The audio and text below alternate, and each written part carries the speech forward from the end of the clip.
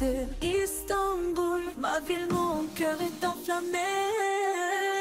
Dans les rues d'Istanbul, la vie ne s'arrête jamais.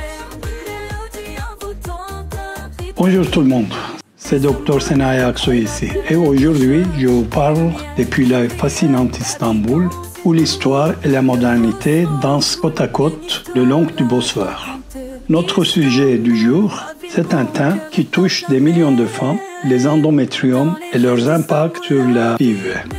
Alors, vous savez ces petits kystes endométriosiques qui peuvent causer des douleurs et compliquer la fertilité. Oui, c'est bien d'eux dont je parle. La FIV, on la voit souvent comme une lueur d'espoir, mais la question se pose. Est-il nécessaire de se débarrasser de ces endométriomes avant de se lancer dans cette aventure qu'est la FIV? Je vais être franc avec vous. La réponse n'est pas aussi simple qu'on le voudrait. On va donc se pencher sur le fait, peser le pour et le contre, et je vais vous aider à y voir plus clair pour prendre une décision éclairée. Premièrement, parlons de l'impact de l'endométrium sur la FIV. Des études ont montré que ces kystes pourraient baisser vos chances de réussite. Ils joueraient en quelque sorte le rôle de perturbateur et perturbant la réactivité de vos ovaires au traitement. Mais c'est là que ça complique.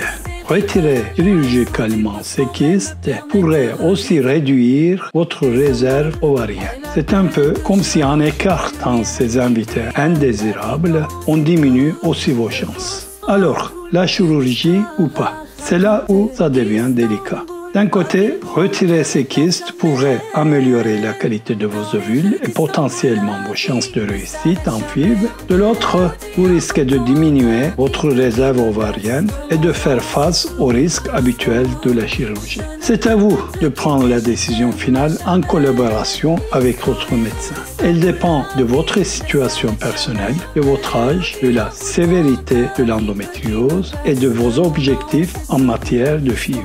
Discutez-en avec votre médecin pour une approche personnalisée. Et n'oublions pas, le débat sur la nécessité de cette chirurgie continue dans le monde médical. Des recherches supplémentaires sont nécessaires pour trancher. En attendant, gardez le dialogue ouvert avec votre médecin. En somme, c'est un sujet complexe. Mais l'important, c'est de rester informé, de discuter ouvertement avec votre équipe de soins et de se rappeler que vous êtes aux commandes de votre parcours de fertilité.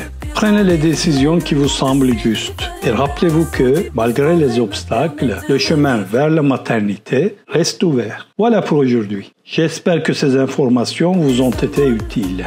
N'hésitez pas à liker cette vidéo, à partager vos expériences et questions en commentaire et bien sûr à vous abonner pour ne rien manquer. À très bientôt pour une nouvelle discussion passionnante. Au revoir.